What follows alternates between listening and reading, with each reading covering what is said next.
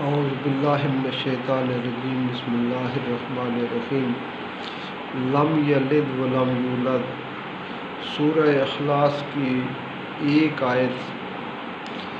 آپ کے سامنے تلاوت کی ہے۔ اللہ رب العالمین نے سورہ اخلاص کو نازل فرما کر یہود و نصارہ، مجوس، مشرکین سب کے عقائد کو کاری ضرب لگائی ہے۔ یہود و نصارہ، یہود جو عزیر علیہ السلام کو اور نصارہ جو حضرت عیسیٰ علیہ السلام کو اللہ کا بیٹا قرار دیتے تھے، اس کی بھی جڑیں کاٹ دی، اور مجوس جو ستاروں کو پوجنے والے ہیں، جو آگ کو پوجنے والے ہیں، اور اسی طرح دیگر بہت ساری مخلوقات کے پجاریوں کو سب کی اللہ تعالیٰ نے جڑیں کاٹ دی۔ اور اس سورہ مبارکہ کے بارے میں نبی علیہ الصلوۃ والسلام کی حدیث مبارکہ کا مفہوم ہے کہ یہ ایک تہائی قرآن ہے۔ اگرچہ ہمارے ہاں اس کا زیادہ تر یہی مراد لی جاتی ہے کہ ثواب کے اعتبار سے تہائی قرآن ہے، لیکن اگر یہ مضامین کے بارے میں لیا جائے تو زیادہ اس کا جو ہے وہ اللہ کی وحدانیت، اللہ کی توحید، اللہ کی صفات، اس کا بیان اس میں ایسا جامع و اکمل ہے کہ اگر یہ ایک صورت بھی انسان کو سمجھ آ جائے تو وہ اللہ کی ذات اور اللہ کی صفات کے بارے میں بہت کچھ جان سکتا ہے، اور کسی شک کے بغیر وہ اللہ تعالیٰ کی ذات کو ماننے لگتا ہے۔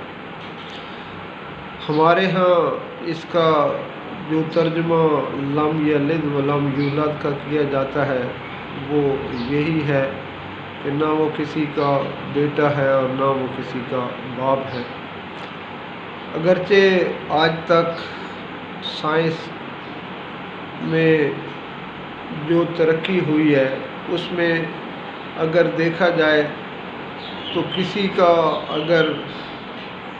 بیٹا کہنا ہے تو پھر ظاہر ہے اس کا باپ بھی ہوگا اور اس کا دادا بھی ہوگا، اور اگر کسی کا باپ ہے تو پھر اس کا بیٹا بھی ہوگا اور اس کی آگے اولاد بھی ہوگی۔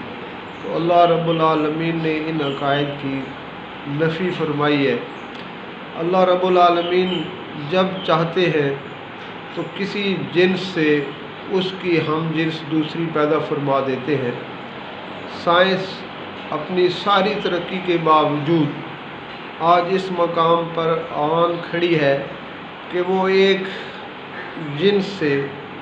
یعنی ایک مرد سے سینکڑوں، ہزاروں، لاکھوں کی تعداد میں اسی کی جنیات سے، اسی کے خلیوں سے، اسی